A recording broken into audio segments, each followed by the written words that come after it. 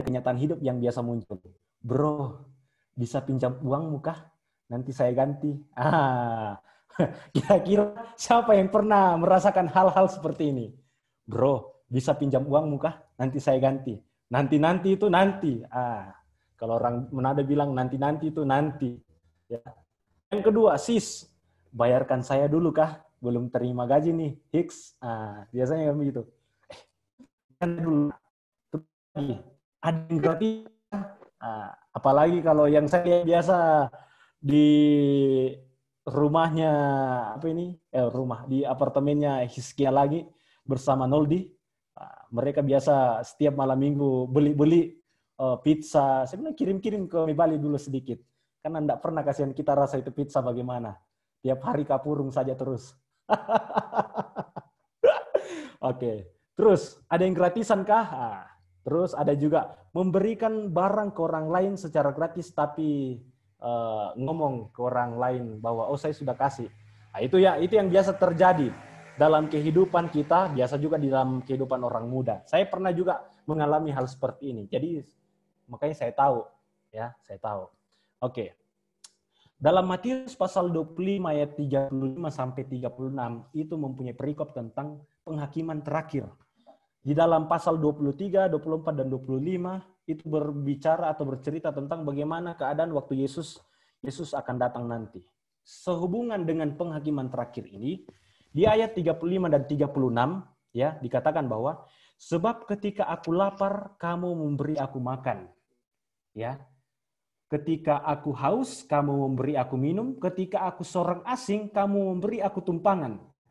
Ketika aku telanjang, kamu memberi aku pakaian. Ketika aku sakit, kamu melawat aku. Ketika aku di dalam penjara, kamu mengunjungi aku. Jadi ini pernyataan Yesus, bagaimana kondisi, atau dia menyarankan kepada para murid-muridnya, kepada para muridnya bagaimana kondisi pada saat penghakiman terakhir itu ternyata berhubungan dengan cerita kehidupan kita yang sebelumnya. Cerita kehidupan kita yang sebelumnya. Dikatakan di ayat 37-38 dibilang bagaimana caranya saya bisa kasih kau minum, kasih kau makan, ketika telanjang saya kasih kau pakaian, pasti saya buat itu, pasti saya buat. Tapi di ayat yang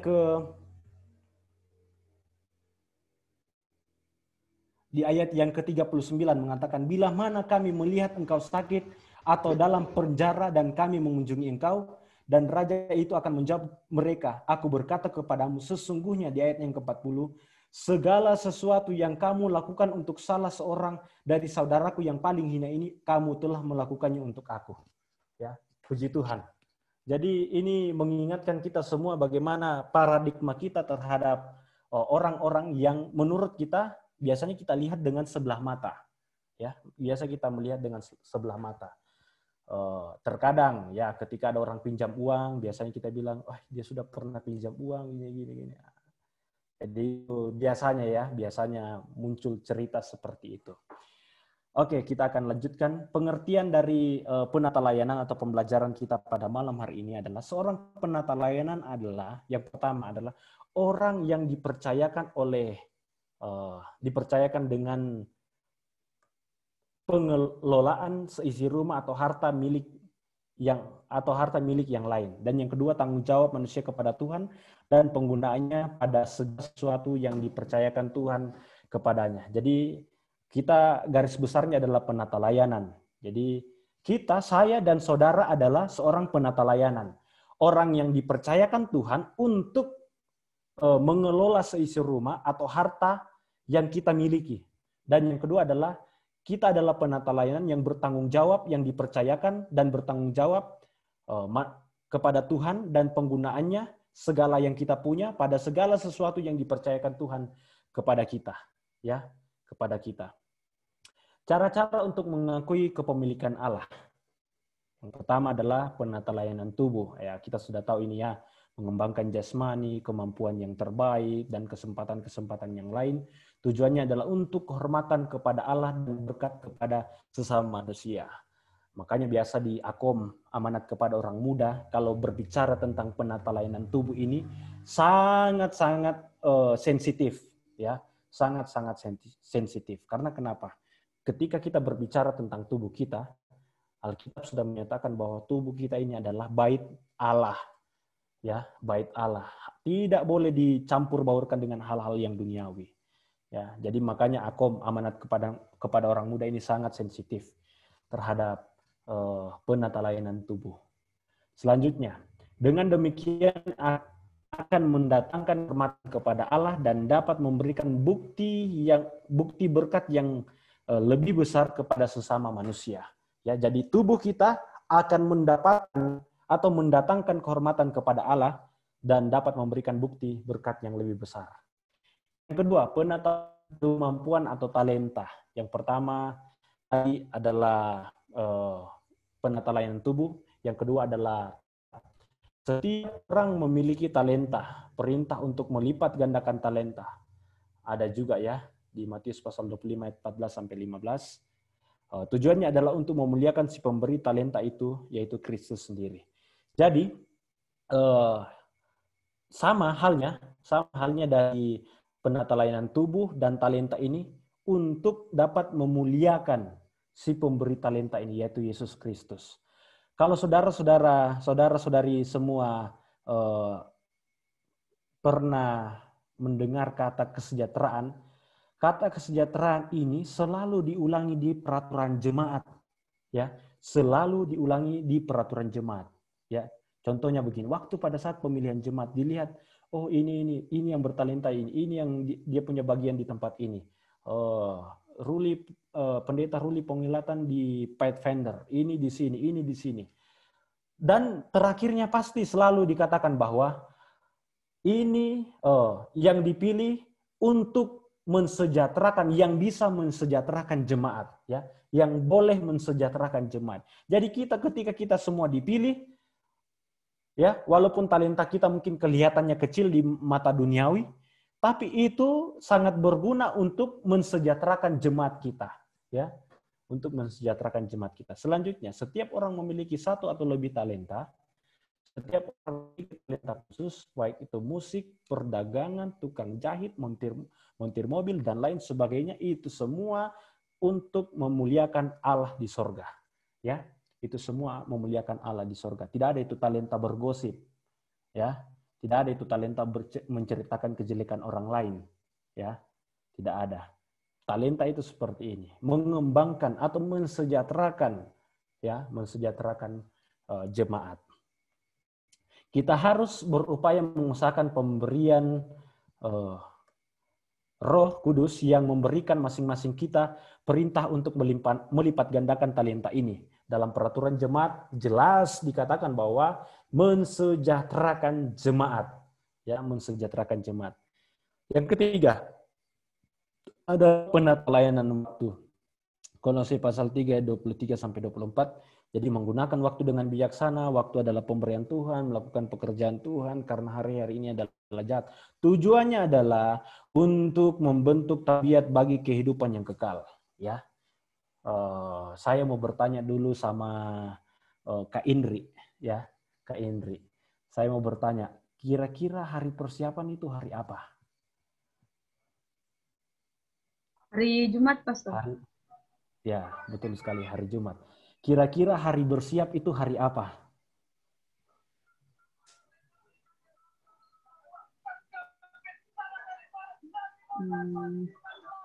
Bersiap untuk Sabat atau gimana, Pastor? Iya, bersiap untuk hari Sabat. Hari apa kira-kira? Selama 7 hari, Pastor. Ya, oke. Terima kasih. Jadi ini luar biasa ini Kak Indri. Yang saya tahu Kak Indri ini masih single ya. Karena di PAGN ini luar biasa ya. Jadi kalau saudara-saudara, saya punya, sebelum saya masuk di slide selanjutnya. Jadi kalau saudara-saudara mau cari itu perempuan atau laki-laki yang baik, nah, saya sudah kasih tips kemarin. Cari di bendahara jemaat, ada kasih masuk perpuluhan atau nyanda. Oh bro, Hiskia lagi nih rajin sekali kasih masuk perpuluhan. Jadi saya menganjurkan untuk ya Kalau boleh dapat Bro Hizkia, luar biasa. Haleluya itu ya. Oke, jadi hari kita bersiap mulai dari kita tutup Sabat sampai di hari Jumat, ya, sampai di hari Jumat. Puncak dari hari persiapan itu sampai di hari Jumat ya. Jadi saya sebenarnya orang yang sangat disiplin. Jadi saya kalau anak-anak Silame Bali sekarang sudah tahu. Saya kalau Kalau lihat mereka datang terlambat, saya marah. Saya marah karena saya orang yang dilatih disiplin. Oma angkatan udara, opa angkatan darat. Jadi memang harus disiplin. Dan saya bersyukur hidup di keluarga seperti itu. Bisa mengaplikasikan. Karena saya mengerti bahwa ketika Tuhan sudah memberikan berkat dalam kehidupan kita, maka jangan pernah mengurangi waktu Tuhan ketika dalam peribadatan. Jangan pernah mengurangi waktu Tuhan dalam peribadatan. Saya pun yang rasa ketika saya lihat rasa sakit hati. Saya kalau imajinasi bagaimana rasa sakit hatinya Tuhan ketika Tuhan sudah kasih berkat dalam kehidupan kita, baru kita melalaikan waktu dalam peribadatan kita kepada Tuhan. Jadi itu ya, ketika kita mengingat penata layanan waktu, di situ ada menggunakan waktu dengan bijaksana. Waktu adalah pemberian Tuhan dan melakukan pekerjaan Tuhan adalah suatu kebanggaan, ya. Dan karena hari ini adalah jahat. Kenapa hari-hari ini adalah jahat? Karena kita masih ada di dunia. Kalau kita sudah ada di surga, hari-hari itu akan menyenangkan. Dan yang terakhir, ini yang agak lama, tentang penata layanan harta ya. Penata layanan harta. Dalam Kejadian pasal 1 ayat 28 dan Kejadian pasal 2 ayat 15 juga itu bersifat tentang penata layanan harta. Tanggung jawab ada di situ. Terus bukan untuk dinikmati saja, tetapi untuk dikelola, ya, untuk dikelola. Saya rasa kita semua sepakat, Tuhan tidak melarang kita untuk kaya. Tuhan tidak melarang kita untuk mengumpulkan harta. Tetapi jangan sampai harta itu menjadi bidat, menjadi ilah di dalam kehidupan kita, ya. Jangan sampai memberikan kuasa untuk memperoleh kekayaan, ada di Ulangan pasal 8 ayat 18. Tujuannya adalah agar kita jangan mementingkan diri dan bekerja sama dengan khalik Allah. Ya, kita harus bekerja sama dengan khalik Allah untuk memberikan support lewat harta kita kepada pelayan-pelayan Tuhan atau para pekerja-pekerja Tuhan atau pekerjaan Tuhan. Ya, persepuluhan. Kitab suci mengatakan kepada kita bahwa persepuluhan dikuduskan bagi Tuhan, melambangkan kepemilikan Tuhan atas segala sesuatu. Imamat pasal 27 ayat 30 dan 32. Persepuluhan itu harus dikembalikan kepadanya sebagai miliknya. Karena Tuhan yang memerintahkannya, bukan pendeta, tapi Tuhan. Ya, contoh persepuluhan. Abraham ada kebiasaan ini telah melembagai sampai zaman sekarang. Yakub juga ada segala sesuatu yang diberikan Tuhan kepadanya. Yesus membenarkan persembahan persepuluhan dan menghakimi orang yang melanggarnya. Ada dalam Matius pasal 23 ayat 23. Dan imam atau Lewi adalah salah satu contoh konkret yang terjadi dalam Alkitab tentang persepuluhan. Kalau begitu, bolehkah menyicil perpuluhan? Ini ya. Bolehkah menyicil perpuluhan? Saya mau bertanya dulu sama siapa ini ya? Bro Gavin. Kira-kira cicil perpuluhan boleh atau tidak?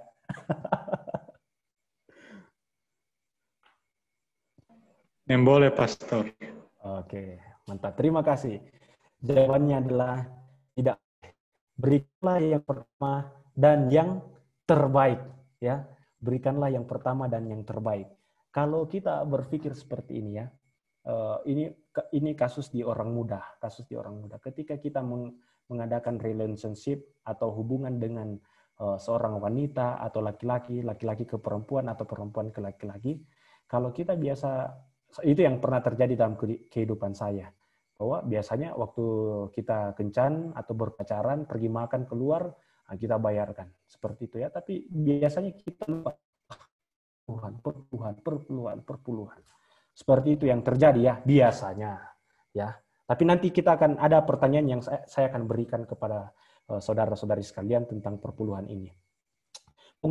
penggunaan persepuluhan itu suci, jadi harus digunakan untuk tujuan-tujuan yang suci saja. Terus persediaan makanan dalam Maliaki pasal 3 ayat 10 itu di dalam gereja, bagi para pelayan, bagi para pekerja, bagi untuk pekerjaan Tuhan, ya. Dan pemberitaan Injil 1 Korintus pasal 9 ayat 11 sampai 14 ini termaksud dengan pekerjaan Tuhan yang nomor 3 ini, ya. Dan persembahan. Selain persepuluhan, persembahan juga. Orang-orang Kristen yang tahu berterima kasih tidak membatasi bagian mereka membantu gereja hanya dengan persepuluhan saja. Jadi kalau kita mengaku Kristen, pengikut Kristus, kita tahu berterima kasih sehingga kita memberikan persembahan ini. Jadi persembahan ini adalah ucapan syukur, ucapan terima kasih karena Tuhan sudah memberkati kita. Sedangkan perpuluhan itu bukan ucapan terima kasih, karena memang kewajiban kita untuk mengembalikan persembahan dan persepuluhan. Ya,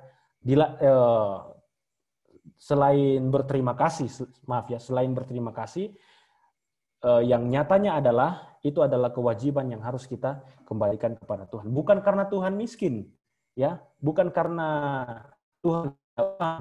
Tuhan ada uang, tapi itu adalah perintah yang harus kita ikuti, turuti. Persembahan adalah pemberian sukarela. Dalam Keluaran pasal 36 ayat 8 sampai 38 diberikan dengan hati yang rela. Ungkapan rasa syukur atas keselamatan yang Tuhan berikan kepada kita. 2 Korintus 9 ayat 7 diberikan dengan sukacita, 2 Korintus 8 ayat 12 diberikan sesuai dengan kesanggupan, ya, sesuai dengan kesanggupan. Jadi jangan juga paksakan, misalnya begini. Harus 10% juga. Nah, tidak juga seperti itu, ya. Jadi ini ungkapan sukacita kita, terima kasih kita kepada Tuhan. Prinsip dalam persembahan, ya, Lukas pasal 12 ayat 48, ini banyak yang diberi kepada kita, banyak juga yang akan dituntut. Dan Matius pasal 10 ayat 8, sudah menerima dengan cuma-cuma pemberian-pemberian Allah, maka ketika kita memberi, ya, kita juga harus memberi dengan cuma-cuma. Jangan kita memberi karena ada alasan, karena ada sesuatu, karena ada something, ya, jangan. Apabila setia dalam persepuluhan dan persembahan, maka sama halnya dengan pencuri. Jelas Maliaki pasal 3 ayat 8 menyatakan, dan juga Maliaki pasal 3 ayat 9 menyatakan bahwa sebagai seorang penipu, ya, penipu dan pencuri. Kalau apabila kita tidak setia, ini adalah kenyataan-kenyataan yang terjadi dalam kehidupan kita. Saya punya kesaksian dulu waktu masih SMA. Saya punya guru, saya alumni SMA Advent, bukan alumni Islam Bali, tapi saya sedang melayani di Islam Bali. Saya punya guru dulu, Bapak Ferry Mangin. Dulu dia kasih tahu sama saya. Waktu saya baru dibaptis, saya sudah tahun 2008 saya dibaptis, dan dia beritahukan, dia bilang, coba kalian memberi, coba kau memberi, dan pastikan dompetmu itu tidak akan pernah kosong. Dan saya itu buktikan sampai sekarang ini, ya, buktikan sampai sekarang ini. Bukan karena saya seorang hamba Tuhan, bukan. Ketika kita memang betul-betul setia dalam persembahan, persepuluhan dan persembahan ini, berkat-berkat Tuhan itu luar biasa terjadi. Saya yakinkan, saya yakini bahwa itu terjadi dalam kehidupan saya, dan saya pastikan bahwa itu akan terjadi juga dalam kehidupan saudara-saudari sekalian. Ketika saudara-saudari memberi, saya pulang itu hari dari desa sebelah. Saya tahu bahwa keadaan kami sedang krisis, apalagi di tengah-tengah COVID-19 ini. Berkat Tuhan, ada yang kasih ayam, ada yang kasih beras, ya. Waktu tanam padi luar biasa, mereka kasih keluar, mereka punya persepuluhan, jadi kasih beras di sini, sudah kasih keluar, memang mereka punya persepuluhan berasnya, tinggal kasih di pendeta. Puji Tuhan, saya bilang, wah, luar biasa ini berkat-berkat Tuhan. Ketika memang kita setia dalam mengembalikan persembahan dan persepuluhan, berkat Tuhan itu akan mengalir terus dalam kehidupan kita. Ya, walaupun saya tidak kaya dengan uang atau harta, tapi saya kaya dengan di sini tedong. Makan tedong tiap hari itu luar biasa. makan ayam kampung. Wah. Jadi kita senang berjalan bersama-sama dengan Tuhan. Walaupun pendeta Renli Suling belum coba itu tedong, nanti kalau datang Toraja nanti tak kasih makan. Oke, selanjutnya. Ada pertanyaan yang muncul, dibilang saya kan masih muda. Biasanya hanya orang tua yang memberikan perpuluhan dan persembahan. Hey bro and sis, ya, kalau kita sudah berpenghasilan, kita sudah bisa menghasilkan, tidak ada salahnya kita memberikan persepuluhan dan persembahan. Ya, itu adalah milik Tuhan. Itu adalah milik Tuhan dan bukan milik kita.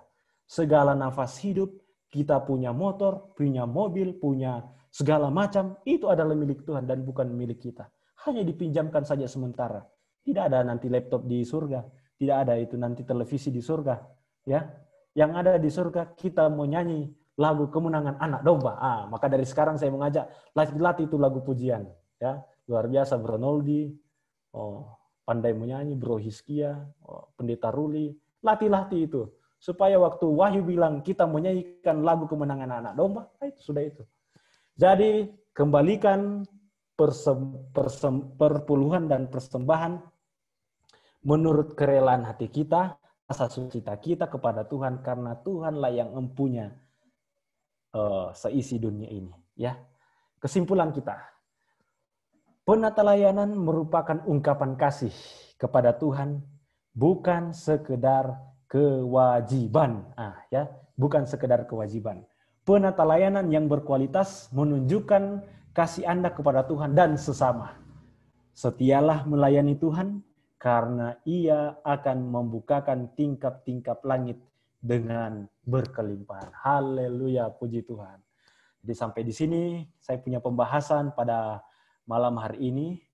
Yang saya tahu kalau KPA, Kelompok Pendalaman Alkitab, mungkin ada diskusi atau bagaimana, saya persilahkan. Iya, baik. Luar biasa sekali pembahasan firman Tuhan pada malam hari ini. Terima kasih Pak Pendeta. Nah,